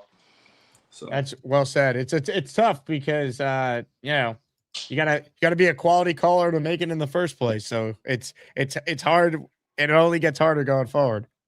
Yeah, but I have, before I left to go to Florida, I bought like these pork neck bone shits. I was gonna do this stupid skit where I was cooking this pork, and it's still in my fridge. I forgot, so I'm sure that Carrie could figure out a way to cook it. Say hello, Carrie. Hi. Yeah, she's thrilled. She yeah, must she's love not this impressed, tournament. but that's the story of my life. And all right, guys, you guys have a good one. Happy birthday, Luppy. Happy anniversary, Leanie, and everyone eat some corned beef and cabbage. Ladies and gentlemen. Oh shit! What a fucking idiot. He's gonna have diarrhea later. Later, guys. You get the fuck out. What a call. What a call. Ah, what a community. Super chats, cut the line. We got this one from Mike Perez. Hire Gorman to organize your videos. I don't think Charles is capable of that. I could barely organize them. This software is a pain in the you-know-what. Mike, you're in the raffle for 2. Tom Ace writes in, Thunderlips has integrity using his own farts and not sound effects. Well said, Tom. Well said. Georgie with a super chat in the raffle for 4. Put my raffle entries in for Leanie. Nice of her to gift that jersey to the beast. One good turn deserves another. Also, MetLife sucks. La Puerta Negra. Georgie, that's incredibly kind of you. I will make sure Leanie gets those entries in your honor. More of your calls. Genergy's next. Hello, Genergy. What up? I feel like I'm calling from the freaking North Pole. What is this shit, Jake? Why is it so cold again? I don't understand. It's brick. What is this? I'm wearing freaking earmuffs. I've been trying to call in. I was trying to order cannolis because my office, we're so freaking random. So they want to do an Italian luncheon tomorrow. So I was at Venero's trying to get some cannolis. I'm like, it's on St. Patty's Day. Only in New York, like, we're so random like that. But in any case, I'm calling because I've been trying to call for a while. We need to know where, D-Man, ¿dónde tú estás, pai? Que no has llamado. Where you at? ¿Dónde tú estás? I want to know, where's D-Man? Do I need to call yell? in the other day. I need to forget yell. what day that was. Wepa from the rooftops to like. So he did call. All right, I'm gonna have to go back. And look. Shout out Queenie. Shout out Amanda. Shout out my Jay Feisty. And happy birthday to Luppy De Niro. Hell yeah. Happy birthday, Johnny boy. You know you're my amigo también. I can't tell nobody who I voted for because the lady never tells. So you ain't gonna know. That's for me and myself. And what was the other thing I was gonna say? Yeah, Jets point. I won Sunny Styles. If you see me in the chats, I've been saying, give me Sunny. Obviously, it would be good if we got him at 16. I don't think he's gonna fall to 16, but just call me a Styles Lista. I'm a stylista. There you go. We had the Flowers boys. I'm a 4%er, so I'm a stylista. And that's about it. That's why I wanted to say hi. I hope everyone is doing well. And good luck to everyone in Asmaniac Madness. Genergy, good luck to you and stay warm. Thank you. Asmaniac Madness is underway. Make sure you vote to make your voice heard. And now back to the Jake Asman Show, courtesy of the Jake Asman trilogy. Just listening to a band called Pig Destroyer. Members all that behind. Waiting to die. You do they know the toy supplies. La Puerta Negra. Thank you very much, Beast. More of your calls right now. Amanda Madison is next. Hello, Amanda. Good evening, everyone. Can you hear me? Good job. Cool. I'm literally walking through Grand Central. Maybe I'll just step to the side for a second. I feel like people have told me that I don't need to be mobile. Good job. All I wanted to say is thank you, Kansas City, for taking Justin Fields off our hands. And happy birthday, Luppy. I'm going to follow Genergy's lead and not say who I voted for because I'm rooting for everyone to win. And I think that's it for now, actually. Why are you so out of breath? I had to climb stairs. Like, yeah, whoever's been in like the Long Island Railroad section of Grand Central, US, no, it's like the world's longest escalator. Actually, let me flip my camera. I'm coming up on it. I'm moving again. So let me see what I can do. It's Black not just a Gypsy simple says, flip. is though. I would Amanda just running like to from the say, law? Barbarossa says she's hiding from the cops. Ken Drickle Uh-oh. says Amanda always looks like she's holding in her farts. guys, this is the escalator that I was referring to, if anyone hasn't seen it.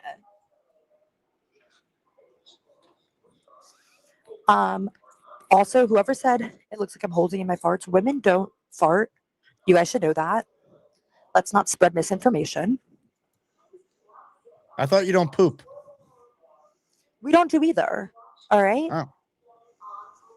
Let me bring But we on my can have health and science children. expert. Beast, is this true? Hey, if the lady don't want to talk about that in a very private gesture, she don't have to. She don't want to. Okay. Plus, Amanda Madison's a pretty cheerleader. No bullshit, no doubt. Now I'm trying to order here. I But just lost my hold on a Chick-fil-A order. second. Hold on a second.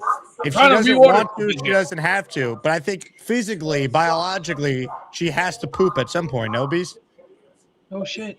I have to reorder. I have to reorder something because my Chick-fil-A order just got lost on the damn phone. I went, great. So I'm right now. I'm ordering for Buffalo Wild Wings right now. Trying to find. Oh. I already ordered. What was it? 10 wings. So yeah, boneless wings. Wait, And I gotta see what gas flavor right do you now. get? He's very busy. It's going to be tough to find out any important information. I wanted to know his order. I'll get that Beast, info come for you at back. some point. Beast. I'm ordering the boneless wings, and I want them. And you know what I want them at? Hot. What spice and I'm level? talking hot. Nothing but. We like it And spicy, fries don't to we, go with Beast? that with a nice, a nice Dr. Pepper to wash it down, so I can go. That spot. You flock of seagulls. You wonder why we're here? Wait, Beast, have you ever tried Dr. Brown's? They have like a cream soda and a cherry soda. The cherry soda, I feel like, would pair very nicely. Wait. Say that again, please. Dr. Brown's makes a cherry flavored soda. No, but I have had all the Dr. Peppers. I've had the strawberry cream. I've had the cherry. I've had the vanilla. I've also had the regular. I've also had the blue one when they did the Spider-Man, and I also had the blackberry one. That blackberry wasn't that not that good. Pretty dry. I don't like dry. Dry is no good. Beast. Like. Are you happy to see Justin Fields go? He had to go. I'm sorry, but we're gonna play a song called Taps, going.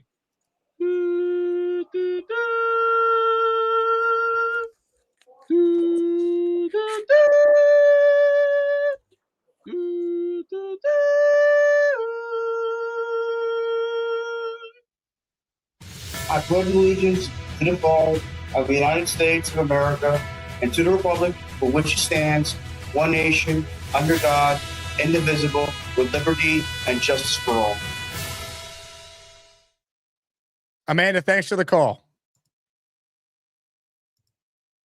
Just don't let go of the rope. What a call there. The old Amanda Beast combo call, folks.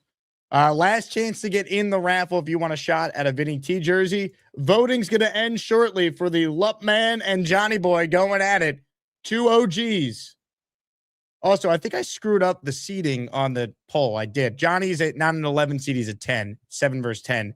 But the point still stands. 7 is Luppy. Johnny Boy is in 11. Tomorrow on the show, the big fella and Doug on the couch in the morning.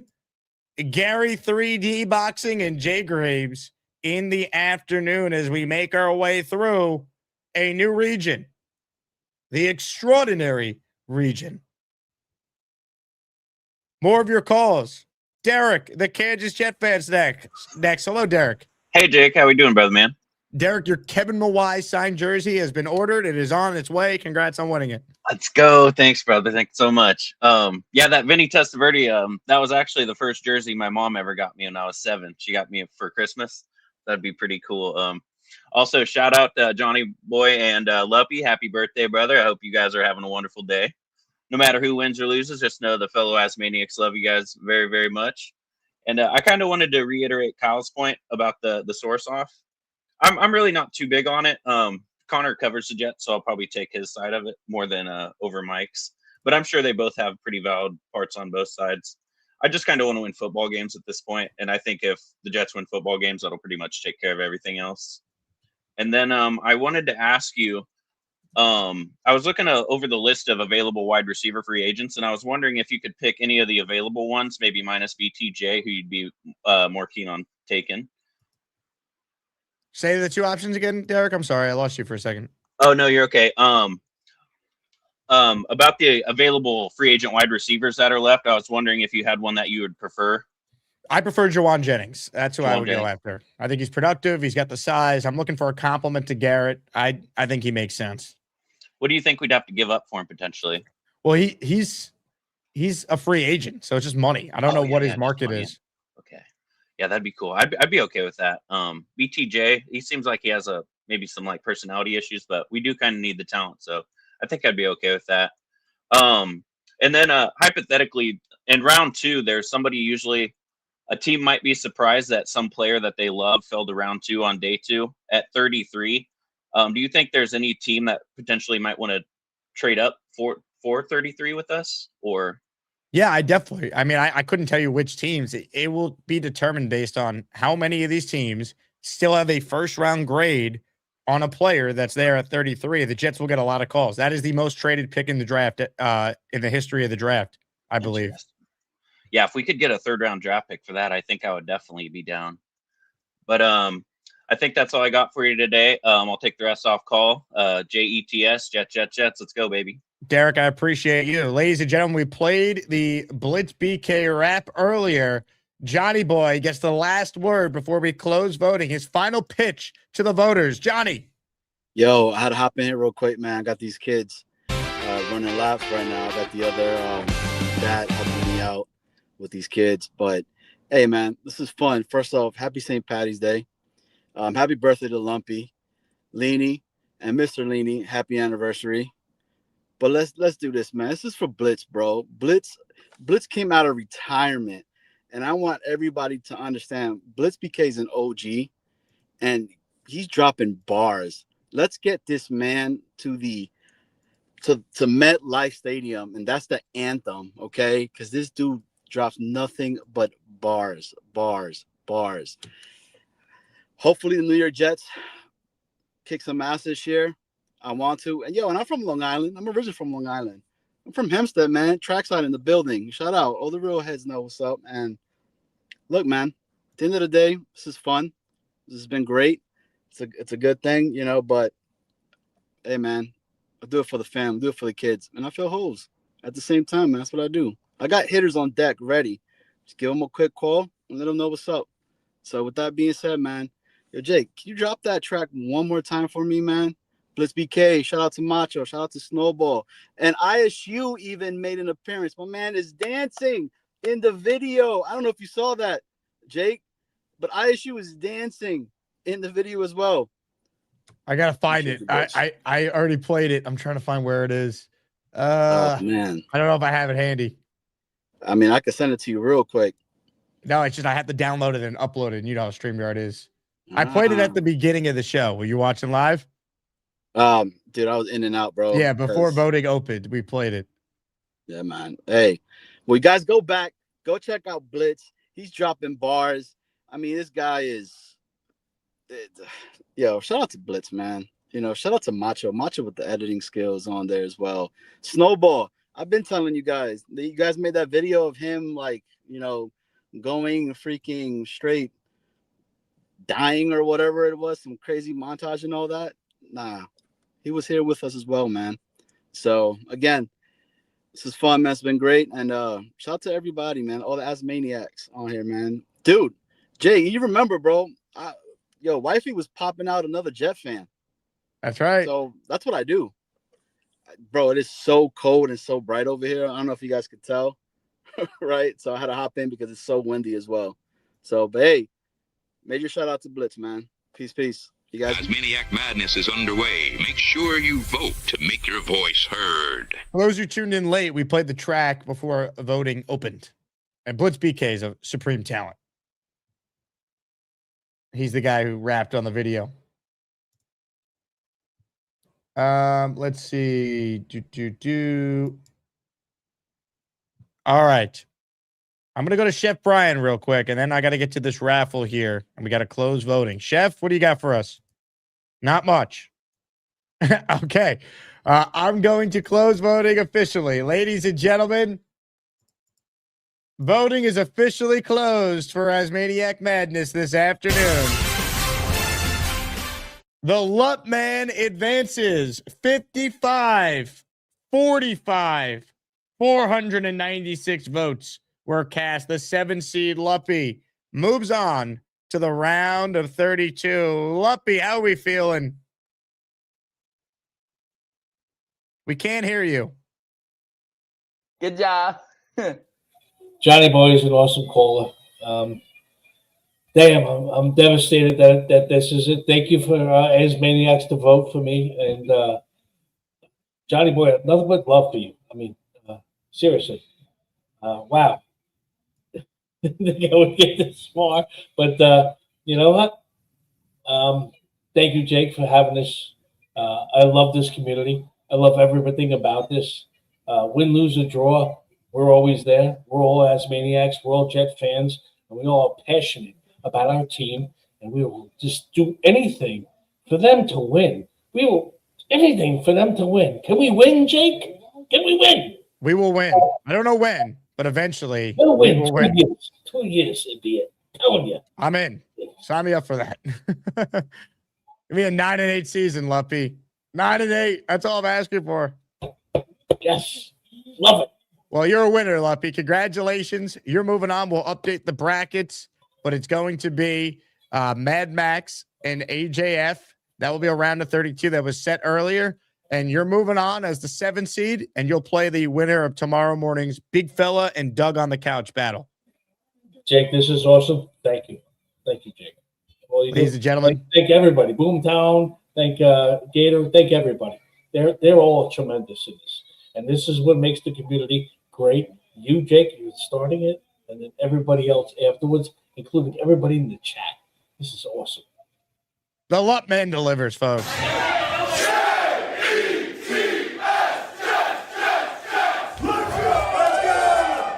Luppy, you're the man. Johnny Boy, you are the man. For those wondering what the winner gets the coveted Best of the Best trophy named after the late, great Keith Best and some Jets memorabilia. If you win our bracket pool, the top 3 in the pool, they get the following items. I wrote it down somewhere. It's on the website. It's a Curtis Martin signed jersey, Wayne Corbett signed helmet, and I believe a Garrett Wilson football. Let me see the prizes. No, it's actually no, it's even better than that. Signed Nick Mangold jersey is the top prize. Signed Darrell Revis jersey is the second place prize. Signed Corbett helmet is the third place prize for the Asmaniac Madness bracket pool. I got to update the standings here, but I believe there was only one perfect bracket left as of this morning. Jets Jesus is all alone in the bracket standings. 14 current points of a possible 192 points. His bracket is perfect so far, and it will not be perfect anymore. He had Johnny Boy beating Luppy. So there are 0 perfect brackets left officially in Asmaniac Madness in our pool. How about that? That's pretty cool. Just shows you never know what's going to happen in this tournament. All right. Now let's see who's going to win a signed Vinny T jersey. Vinny Testaverde. Let's say hello to the man who will send us to our raffle, the master of raffle ceremony. La Puerta Negra. All right, Todd, let me take yours. Hello, everybody at TV Land. This is Macho Man Randy Savage welcoming you back to another round of probably one of the greatest wheels in all professional sports. Yeah, we're raffling off a vintage Vinny Testaverde jersey. And now, enough of the talking, enough of the fighting. Let's get down to the 2026 Wheel of Champions. Let's take it to the wheel and let's spin that wheel. Don't you know what I'm saying? Yeah. Dig it! It's time to announce the winners of the weekly Asmaniac raffle. Let's spin the Jake Asman Show Wheel of Champions and find out which Asmaniac is winning an epic prize. Well done, Beast. Beasto Man Savage. Well done. All right, here we go, folks. Good luck to everyone who entered. We got one last entry, as usual, from Mr. Gypsy. Always loves to wait to the last Good second. job. Black Gypsy, you are in the raffle for one. I'm typing your name in real time so you can see it for yourself. Good luck to everyone who entered. We're up to 50 entries. This combines, of course, our morning stream and this afternoon. If you win, you have to email me, asmanjake@gmail.com, your name and address so I know where to order your signed jersey too. Good luck to all. But the winner is